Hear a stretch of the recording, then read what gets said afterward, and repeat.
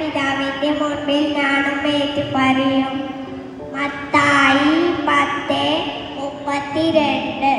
സ്വന്തം ജീവൻ കണ്ടെത്തുന്നവൻ അത് നഷ്ടപ്പെടുത്തും. എന്നെ പ്രതി സ്വന്തം ജീവൻ നഷ്ടപ്പെടുത്തുന്നവൻ അത് കണ്ടെത്തും. മത്തായി 10:39. യേശു ഉദ്ഘോഷിച്ചു, സ്വർഗത്തിന്റെയും ഭൂമിയുടെയും നാഥനായ പിതാവേ, നീ ഈ കാര്യങ്ങൾ ബുദ്ധിമാന്മാരിലും വിവേകികളിലും മരിച്ച ശിശുക്കൾക്ക് വെളിപ്പെടുത്തിയതിനേക്കാൾ ഞാൻ നിന്നെ സ്തുതിക്കുന്നു. മത്തായി 11:25. വചനം കേട്ട് ഗ്രഹിക്കുന്നവനാണ് നല്ല നിലത്ത് വീണ വിത്ത്. അവൻ 100 മേനിയും 60 മേനിയും 30 മേനിയും ഫലം പുറപ്പെടുവിക്കും. മത്തായി 13:23.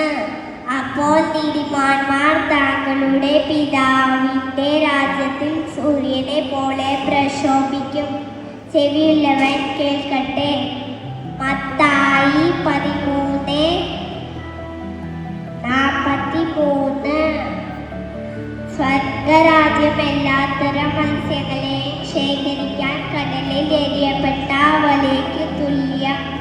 മത്തായി 13:47. അവൻ കരയ്ക്ക് ഇറങ്ങിയപ്പോൾ വലിയൊരു ജനക്കൂട്ടത്തെ ഇറങ്ങി. അവരുടെ ഇടയിൽ അവന് അനുകമ്പ തോന്നി. അവരുടെ ഇടയിൽ രോഗികളെ അവൻ സുഖപ്പെടുത്തി. മത്തായി 14:14.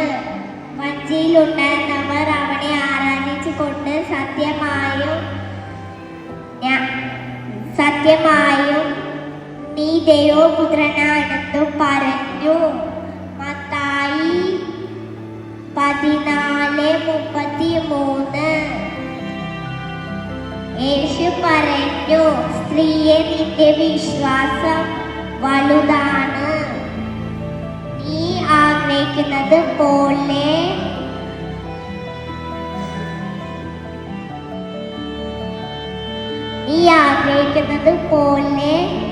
നിനക്ക് ഭവിക്കട്ടെ. ആ സമയം മുതൽ അവളുടെ പുത്രി സൗഖ്യമുള്ളവളായി.